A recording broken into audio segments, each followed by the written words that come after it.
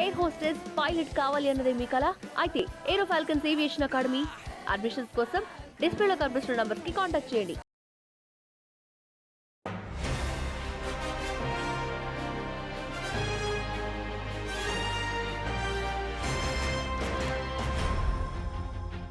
నమస్తే మేడం. నమస్తే. ఇప్పుడైతే బై ఎలక్షన్స్ జరుగుతూ ఉన్నాయి కదా, మీరు డివిజన్స్ వారీగా ప్రచారానికి తిరుగుతూ ఉన్నారు. ఎలా ఉంది, ప్రజల స్పందన ఎలా ఉంది?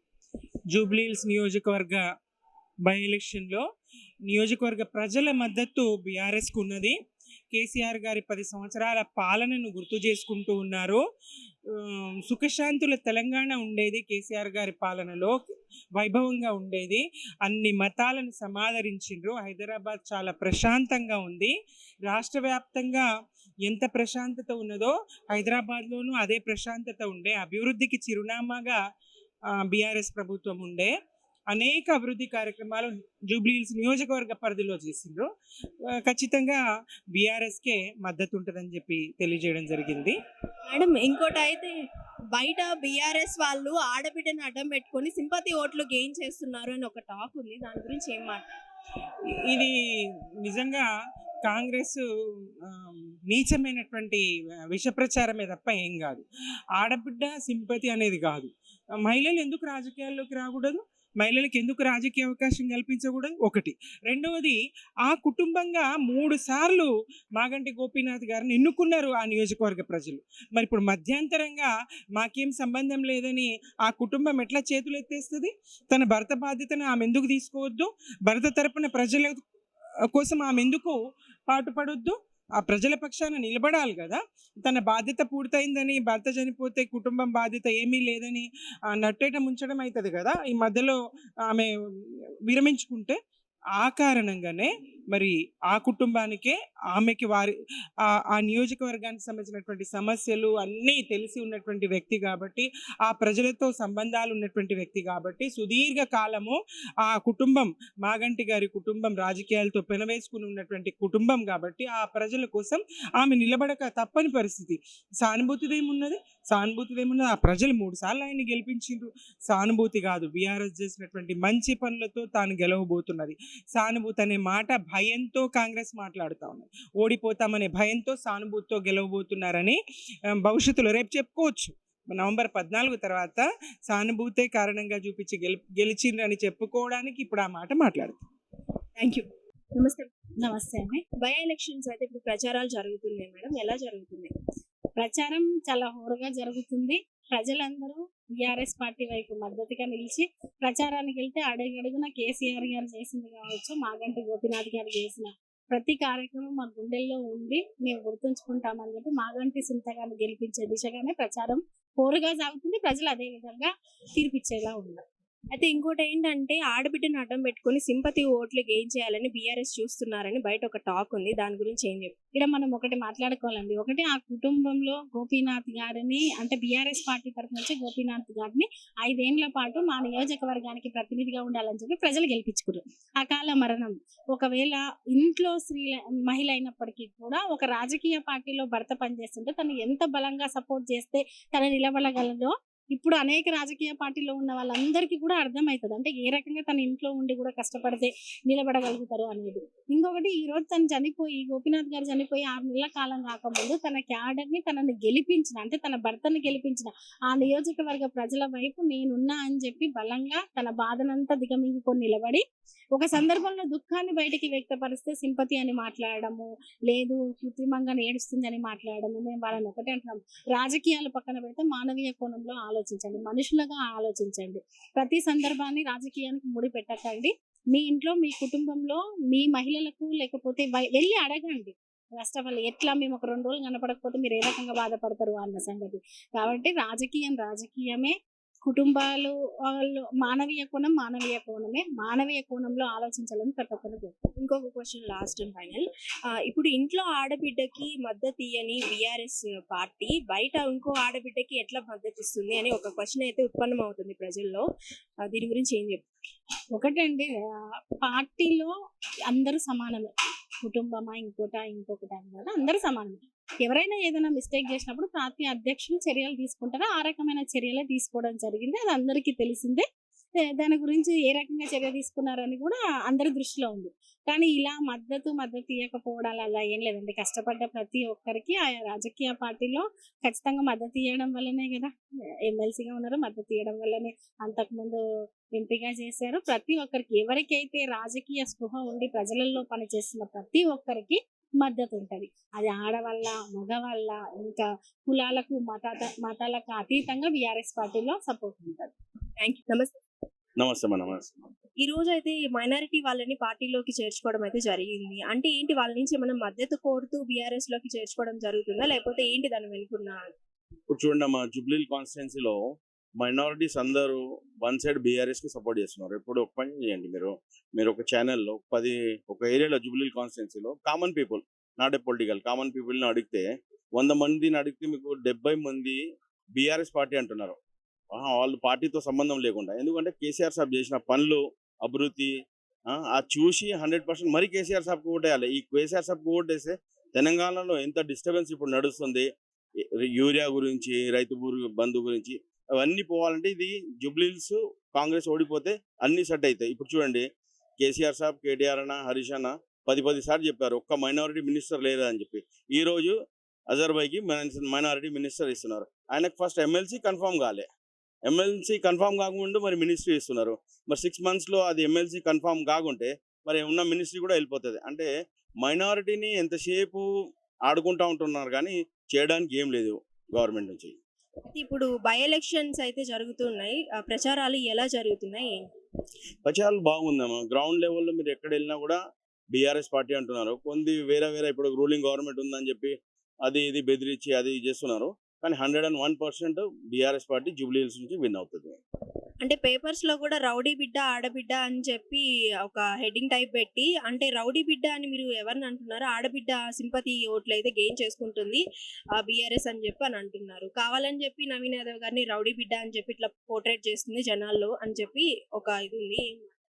ఇప్పుడు చూడండి అమ్మా, ఇప్పుడు ఆల్ ఓవర్ స్టేట్ లెవెల్లో శ్రీశైలం అన్న ఉన్నాడు, ఆయన గురించి అందరికీ తెలుసు. ఇప్పుడు నవీన్ యాదవ్ ఇంతకుముందు ఇండిపెండెంట్ కూడా పోటీ చేశారు.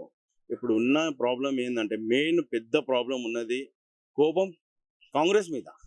మీ కాంగ్రెస్ నుంచి వన్ సైడ్ ఓట్స్ మనకు బీఆర్ఎస్ పార్టీకి పడుతున్నాయి.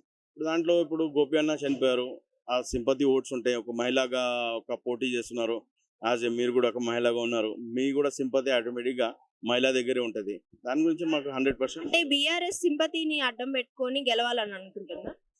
సింపతి ఒకటి ఉందమ్మా, డెవలప్మెంట్ కూడా ఉంది కదా. ఇప్పుడు జూబ్లీ కాన్స్టిట్యున్సీలో ఎంతో డెవలప్మెంట్ ఉంది. వాటర్ గురించి డెవలప్మెంట్ చేశారు, ఎన్ని మీకు ఫంక్షన్ హాల్ ఉంది, ఎవ్రీథింగ్ మీకు డెవలప్మెంట్స్ అయినాయి. సీసీ రోడ్స్ అయినాయి, అన్నీ అయినాయి. ఇప్పుడు రూలింగ్ గవర్నమెంట్ నుంచి 2 years నుంచి ఏం చేయలే. ఇప్పుడు 1 month నుంచి 200 crores శాంక్షన్ చేసినాం, 100 crores. ఇప్పుడు వేరే కాన్స్టిట్యున్సీలో కూడా గెలిచారు వాళ్ళు బై ఎలక్షన్, అక్కడ చేశారు డెవలప్మెంట్. ఒకసారి మీరే వెళ్ళి ఒకసారి మీ ఛానల్ ద్వారా చూసి చెప్పండి. ఓన్లీ ఎలక్షన్ గురించి వచ్చేసి ఇది చేసేస్తాం అది చేసేస్తాం అంటే అది జనాలు కూడా తెలిసిపోయింది. ఎక్కడ ఓటు వేయాలి వాళ్ళు అక్కడే పోయి ఓటేస్తారు. థ్యాంక్ యూ అమ్మా. నమస్తే మేడం. ఇప్పుడైతే బై ఎలక్షన్స్ ప్రచారాలు జరుగుతున్నాయి, ఎలా జరుగుతున్నాయి? బాగా జరుగుతుంది. గోపన్ ఉన్నప్పుడు అందరికి బాగా చేసిండు ఆయన. ఎందుకంటే ఏ పండగకైనా కూడా అందరికి గిఫ్ట్ ఇస్తుండే, మంచి ప్రజలలో కూడా మేమేకమే. కొన్ని సంవత్సరాల నుంచి కూడా ఆయన ఒక పబ్లిక్లో ఉండి చేసిన మనిషి. ఇప్పుడు అది టీడీపీ గవర్నమెంట్ ఉన్నప్పుడు కూడా ఆయన సిటీ ప్రెసిడెంట్ చేసిన, ఆయనకు చాలా చేసిన అనుభవం ఉండే. అట్లా కాబట్టి పబ్లిక్లో ఉండే ఆయన అందరితో కూడా చిన్న పెద్ద అని చూడకుండా అందరితో పాటు మమేకమై ఉండే. ఆమెకైతే ఇప్పటివరకు ఏం తెలియదు సునీత గారికి. ఆమె ఎప్పుడు పొలిటికల్గా రాలేదు, ఆమె కొత్త క్యాండిడేట్.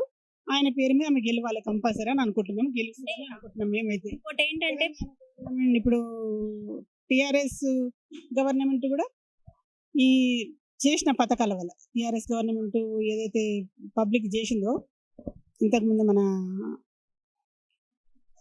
రకరకాలైన పథకాలను ప్రొవైడ్ చేసింది తెలంగాణ గవర్నమెంట్. దానివల్ల వస్తుందని నేను అనుకుంటున్నా. సునీత గారు కొత్త వారైనా కూడా వారికి గోపన్న పేరు మీద కంపల్సరీ వాళ్ళు గెలుస్తారని నేను అనుకుంటున్నాను. అంటే ఎప్పుడు ప్రజల్లోకి రానామెడ, ప్రజల సమస్యలు తెలుసుకోనామెడ, అసలు ప్రజల మీద ఒక అవగాహన లేని ఆడ మనిషిని తీసుకొని వచ్చి బీఆర్ఎస్ సింపతి ఓట్లను గెయిన్ చేసే ప్రయత్నం చేస్తుంది అని బయట టాక్ ఉంది. దాని గురించి ఏం చెప్పారు?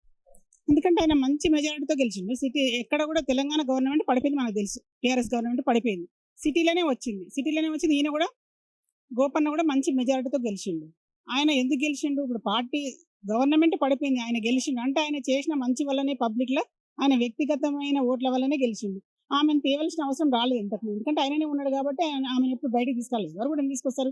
భార్యని, భర్త ఉన్నప్పుడు. ఆయన లేడు కాబట్టి ఇప్పుడు ఇంకా ఆయన ప్లేస్లో ఇంకెవరిని పెడతాం? ఆమెనే పెడతాం ఆప్షన్. పిల్లలు చిన్నగా ఉన్నారు, ఇంకా పిల్లలకు కూడా బెదిరింపు కాల్స్ వస్తున్నాయంట.